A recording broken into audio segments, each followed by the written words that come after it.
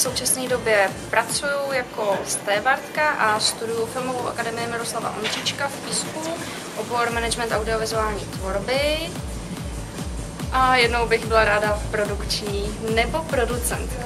Poslední dobou si myslím, že spíš bych byla radši producentka než produkční. Dominiko, mě by zajímalo, na co by se ty sama sebe zeptala, kdyby si jako byla mnou, na co by se sama sebe zeptala? Tak tam by záleželo na tom, kdybych se znala, jak se znám, a chtěla bych být zákeřná, tak bych se sama sebe zeptala na nějaké otázky s číslama. Ale jinak, na co bych se zeptala? To je těžká otázka. Zaskočila si mě hodně. Tak jo, tak dáme jinou. Čím myslíš, že ženy převyšují muže, teda jestli si to vůbec myslíš? Já si myslím, že zas tak jako nepřevyšují. Možná v tom teda, že umíme víc věcí najednou.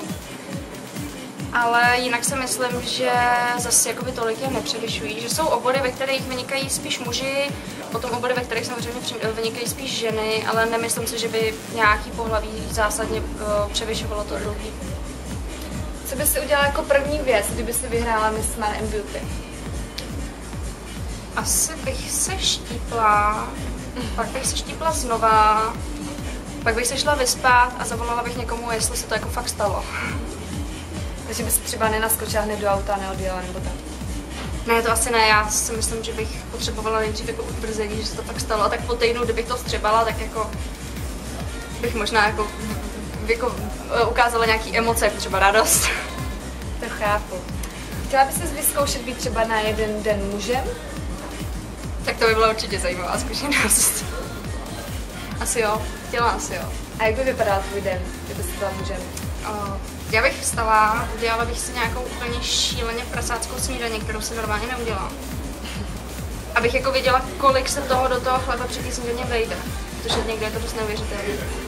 Pak bych se zkusila oholit, protože to mě vždycky zajímalo, proč jako vlastně vždycky v těch amerických filmech, že se ten malý kluk holí, že jo, jako poprvé a řízne se. To by mě zajímalo, nevím, pak by šla asi do práce. A třeba zkusit zbalit nějakou holku, to ne? Po práci. Nejdřív jako práce, že jo, potom jako do klubu zkusit to, ale nevím, jestli by mě nezaskočilo, kdyby to bylo jako jenom na jeden den. A tu holku teda potom taky jako, že třeba kdyby to jako dopadlo dobře, takže bychom se pak jako vedle sebe, to by bylo asi divný, no, kdyby jsme se pak probudili vedle sebe.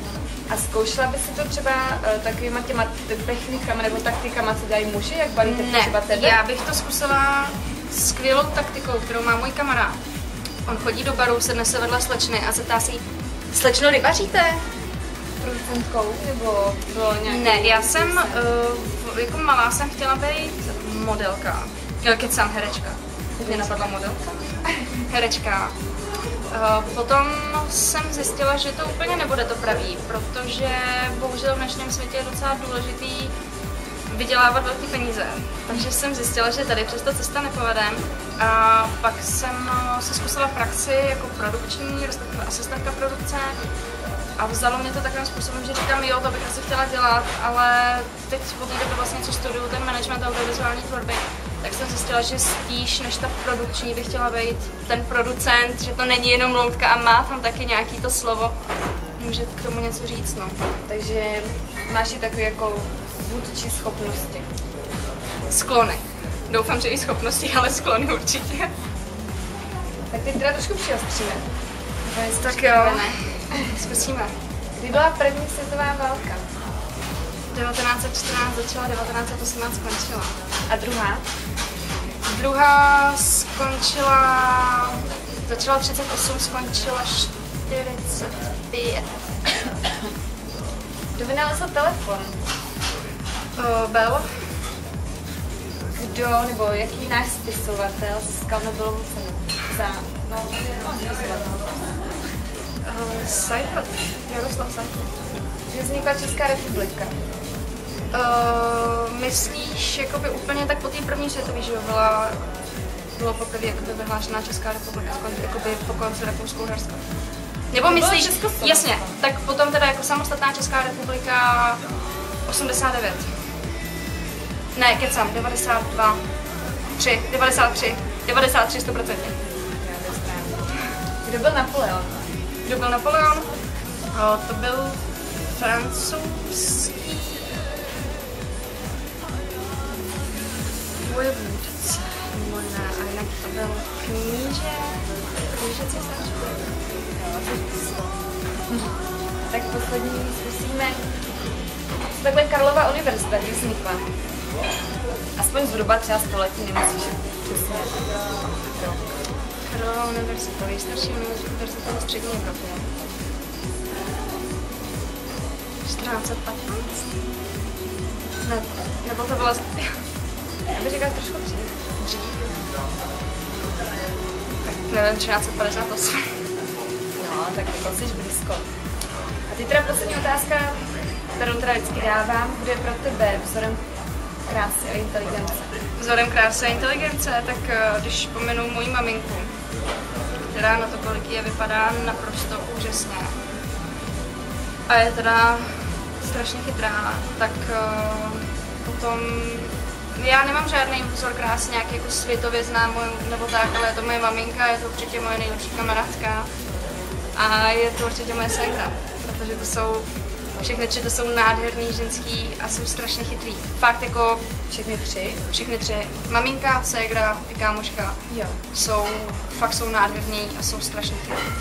A vědí věci.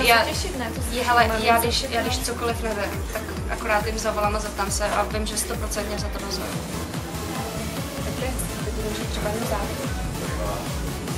No, otázka je, jestli to zdědím, že jo, taky mám ještě druhou stranu. To je pravda.